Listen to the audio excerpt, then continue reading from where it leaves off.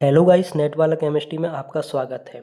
आज हम आपको एल्केन के बनाने की विधियां बताएंगे। बहुत से बच्चों का कहना था कि सर आप सिर्फ इंग्लिश मीडियम वाले बच्चों को पढ़ा रहे हैं, वीडियोस बना रहे हैं, हिंदी वाले बच्चों के लिए भी वीडियोस लाओ। तो आज हम प्रयास करते हैं हिंदी में वीडियोस बनाने की।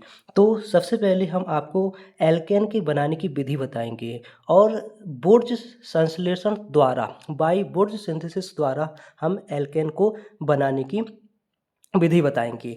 देखो इसमें क्या करते हैं, जब एल्किल हैलाइड मुख्यतया ब्रोमाइड या आयोडाइड के शुष्क ईथर में बने विलयन को सोडियम या कॉपर या सिल्वर, कोई भी आपका मेटल हो सकता है, के साथ गर्म करते हैं, तब एल्केन बनता है। जैसे जनरल रिएक्शंस को देखते हैं, एल्किल हैलाइड है और साथ में सोडियम है। आपको एल्किल हैलाइड के 2 मॉलिक्यूल्स लेना है और शुष्क ईथर की उपस्थिति में आपको एल्केन का फॉर्मेशन कर देना था।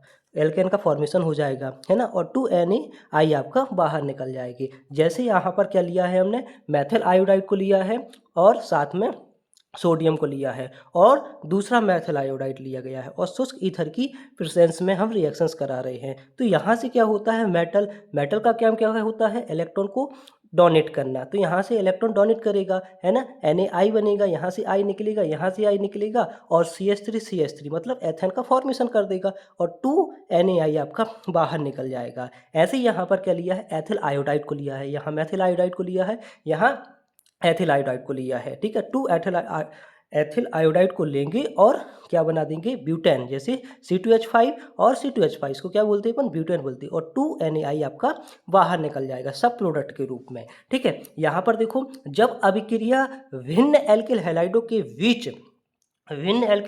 बीच होती है, तब 3 एल्कीनों का मिश्रण प्राप्त होता है। जैसे जब एथिल आयोडाइड के 2 मॉलिक्यूल्स, एथिल आयोडाइड और मेथिल आयोडाइड के मॉलिक्यूल्स या मेथिल आयोडाइड के मॉलिक्यूल्स आपस में क्रिया करते हैं, तब एथेन, प्रोपेन और ब्यूटेन का मिश्रण प्राप्त होता है। जैसे हमने यहाँ पर क्या लिया है, मेथिल आयोडाइड लिया है और एथिल आयोडाइड लिया है, तो मेथिल और एथिल बन के क्या बना देंगे, प्रोपेन का फॉर्मेशन कर देंगे। ठीक है, यहाँ पर क्या किया है, मेथिल आयोडाइड और सोडियम, 2 मोल आपने सोडियम के ले लिए, है ना, मेटल के ले लिए, और एक ले लिया अपन ने, क्या ले लिया, मेथिल आयोडाइड। यहाँ पर दोनों मेथिल आयोडाइड लिया, तो क्या बनेगा आपका, एथेन आपको प्राप्त होगा। ठीक है, यहाँ पर क्या है, एथिल आयोडाइड के 2 मॉलिक्यूल्स हैं और 2 मेटल हैं Na सोडियम के, तो यहाँ पर क्या बन जाएगा, ब्यूटेन का फॉर्मेशन हो जाएगा। ठीक है, यहाँ पर आप समझना, यहाँ तक आप लिख सकते हैं, अगर आपको उसको मैकेनिज्म समझना है तो हम आपको मैकेनिज्म समझाने का प्रयास कर रहे हैं। ठीक है, इस विधि का आविष्कार एक फ्रांसीसी रसायनज्ञ चार्ल्स ए वुड्स ने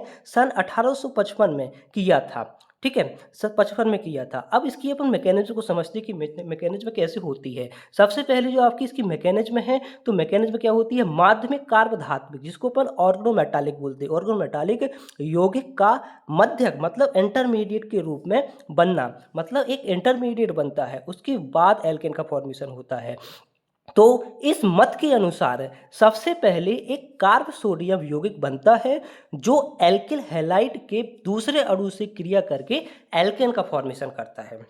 ठीक है, यहाँ पर क्या लिया है हमने, मेथिल आयोडाइड को लिया है, यहाँ क्या लिया है, 2 सोडियम के आपने एटम लिए हैं, तो यहाँ पर क्या बना देगा, CH3Na और NaI। तो यहाँ पर क्या होगा, यहाँ पर क्या है, यहाँ से I आपका बाहर निकलेगा, तो यहाँ पर क्या आता है, CH3 के ऊपर क्या आना चाहिए, पॉजिटिव चार्ज आना चाहिए, लेकिन क्या है, नेगेटिव चार्ज क्यों है, हमने क्या लिया है, सोडियम के कितने मॉलिक्यूल्स लिए, 2, तो यहाँ पर सोडियम का मतलब क्या होता है, Na प्लस, और साथ में क्या हो जाता है, इलेक्ट्रॉन डोनेट करता है, तो 1 इलेक्ट्रॉन डोनेट किया एक सोडियम ने, और 2 सोडियम है तो कितने इलेक्ट्रॉन डोनेट करेगा, 2 इलेक्ट्रॉन डोनेट करेगा। अब ये 2 इलेक्ट्रॉन कौन ले लेगा, CH3 जो मेथिल कैटायन बना है ये ले लेगा, तो CH3 क्या बन जाएगा, CH3 पॉजिटिव से क्या आ जाएगा, CH3 नेगेटिव, या ना, यहाँ पर CH3 नेगेटिव आ गया और सोडियम क्या है, सोडियम है आपका पॉजिटिव, तो CH3 नेगेटिव और Na पॉजिटिव बन जाएगा। और दूसरा भी है, यहाँ से दूसरा भी निकाला था, तो Na पॉजिटिव था और I आपका नेगेटिव था, तो Na पॉजिटिव और I नेगेटिव, तो यहाँ पर क्या बन गया, मेथिल सोडियम बन गया, मतलब कार्ब सोडियम, मतलब कार्बन का सोडियम का जो यौगिक होता है वो बनता है। ठीक है, मेथिल सोडियम को बनाया, फिर जो आपका मेथिल सोडियम है दूसरे अणु मतलब मेथिल आयोडाइड के साथ रिएक्शंस करके क्या बना देगा, यहाँ से क्या होगा, आयोडीन आपका बाहर निकलेगा, Na के ऊपर क्या आएगा, CH3 के ऊपर प्लस चार्ज आएगा, प्लस चार्ज और नेगेटिव चार्ज करके बॉन्ड बना लेंगे तो एथेन का फॉर्मेशन हो जाता है और NaI आपका बाहर निकल जाएगा सब प्रोडक्ट के रूप में। और दूसरी इसकी जो मैकेनिज्म होती है वो होती है मध्यवर्ती मुक्त मूलक का बनना, मतलब formation of intermediate free radicals. इस मत के अनुसार यह अभिक्रिया एक मध्यक मतलब इंटरमीडिएट मुक्त मूलक के बनने के द्वारा होती है। जैसे हमने क्या लिया, C2H5I एथिल आयोडाइड को लिया है और सोडियम है, तो क्या बनाएगा, सब प्रोडक्ट के रूप में क्या निकलेगा, सोडियम आपका बाहर निकलेगा और यहाँ पर क्या बन जाएगा, C2H5 रेडिकल्स। यहाँ से क्या होगा आपका, यहाँ से क्या होगा, यहाँ पर क्या है C2H5 और I को आपने बाहर निकाला तो यहाँ पर कार्बन के ऊपर क्या आएगा, पॉजिटिव चार्ज आएगा। अब सोडियम क्या करता है, इलेक्ट्रॉन देने का काम करता है, तो यहाँ पर क्या होगा, सोडियम होगा, सोडियम पॉजिटिव और साथ में क्या आएगा, एक इलेक्ट्रॉन क्या कर देगा, डोनेट कर देगा। और जो ये इलेक्ट्रॉन है ये कौन ले लेता है आपका, ये कार्बन ले लेता है। तो यहाँ पर एक अगर इलेक्ट्रॉन आ जाएगा तो क्या बनेगा, मुक्त मूलक बनेगा कि नहीं बनेगा, और Na पॉजिटिव और I नेगेटिव, तो Na पॉजिटिव I नेगेटिव सब प्रोडक्ट के रूप में बाहर निकल गया और यहाँ पर C2H5 रेडिकल्स का फॉर्मेशन हो गया। इसी को अपन क्या बोलते हैं, इंटरमीडिएट बोलते हैं, ठीक है।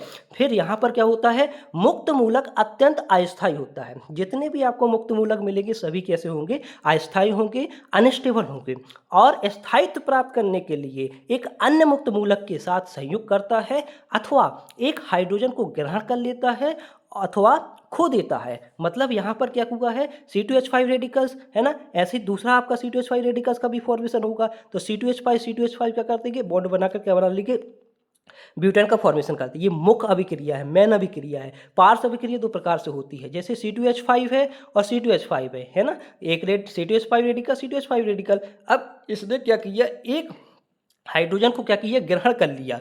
इस वाली ने मॉलिक्यूल्स ने क्या कर लिया, इस वाली मॉलिक्यूल्स ने एक हाइड्रोजन क्या कर लिया, इससे ग्रहण कर लिया, तो यहाँ पर क्या बचेगा, C2H4 बचेगा, है ना, रेडिकल्स के रूप में निकलेगा। जैसे यहाँ पर क्या है, C2 रेडिकल्स H4 और H यहाँ पर, तो यहाँ पर क्या होगा, होमोलिटिक क्लीवेज होगा, होमोलिटिक क्लीवेज होगा, क्या बन जाएगा, C2H4, यहाँ से क्या बन जाएगा, C2H4 बन जाएगा और यहाँ से क्या हो जाएगा, H रेडिकल्स आपका बाहर निकल जाएगा और ये H रेडिकल्स और C2H5 रेडिकल्स आपस में बॉन्ड बना के क्या बना लेंगे, C2H6 का फॉर्मेशन कर देते हैं। इसको अपन क्या बोलते हैं, जिस भी रिएक्शंस में क्या होता है, हाइड्रोजन को ग्रहण करता है और खोता है, उसको अपन क्या बोलते हैं, डिस्प्रोपोर्शनेशन रिएक्शंस बोलते हैं। एक ही टाइम पर हाइड्रोजन को ग्रहण करे और खोते उसको, उस रिएक्शंस को अपन क्या बोलते हैं, डिस्प्रोपोर्शनल रिएक्शंस बोलते हैं। इस प्रकार से हमने क्या पढ़ा है, एल्केन के बनाने की विधि को पढ़ा है, जो कि कौन सी संश्लेषण है आपकी, बुर्ज सिंथेसिस है। बुर्ज सिंथेसिस बहुत मोस्ट है, इसको आप अच्छे से पढ़ लेना।